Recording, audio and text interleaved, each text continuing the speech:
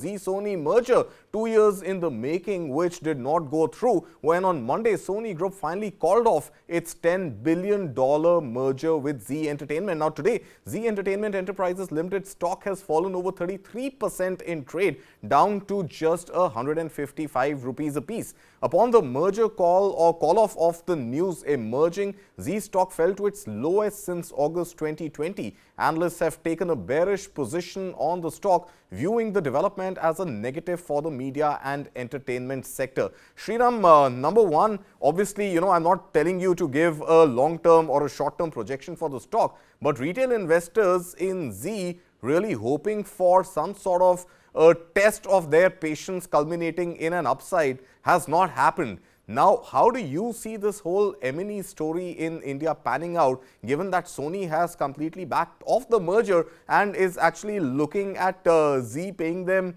$90 million in fee? Firstly, it's not just the retail investors, it's institutional investors also who have been badly affected. 96% shares are held by institutional plus retail, that is the non-promoter shareholding. Probably the largest amongst any listed company from a perspective of a percentage of non-promoter shareholding. The second point is that this 90 million which Sony has sought, obviously Zee will take it to court, and already Sony has sought an arbitration proceeding, so it will be discussed in the arbitration discussions. Thirdly, already there is, I would think, a build-up by some institutional investors towards calling a EGM, extraordinary general meeting. Corporate law allows that about 10%, anyone holding collectively more than 10% shareholders can call a EGM. So there is a build-up towards calling a EGM, and they may demand a removal of the entire board of directors and try to replace the board. So because there is genuine angst and anger amongst institutional investors and other investors, because at the end of the day, they were hoping that this would be a new phase for Zee, this entire merger with Sony. Sony would have put in $1.5 billion into the company. It would have created, I would say, a competitive strength to both the entities, and that calling off of the deal has not helped the listed company. Absolutely.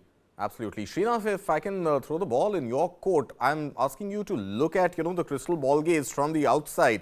And as far as the entire media and entertainment, the GEC sector goes, do you think if, and I'm giving you two scenarios here and we have just about a minute or so. So if we look at the Ambanis wanting to make a foray into investing in Zee now, question one, will CCI permit that, given that the deal with Disney is already on the table? And the other being that if not Ambani, then is Adani the only next obvious bet, or is there a third player also? Yeah, I think the markets have been speculating as if Adani's have already done the deal. Today we saw some tweets from known analysts closer to the faction tweeting about it very cryptically. So, but for Adani and Ambani, whose media interests are very, very strong, let's not rule out the Birlas, Kumaramangam Birla group, as well as Sanjeev Goenka. They all have, in the past, as well as had presence in the media business and looking forward. And as the Indian consumption economy grows, one needs to have some foothold in the media business.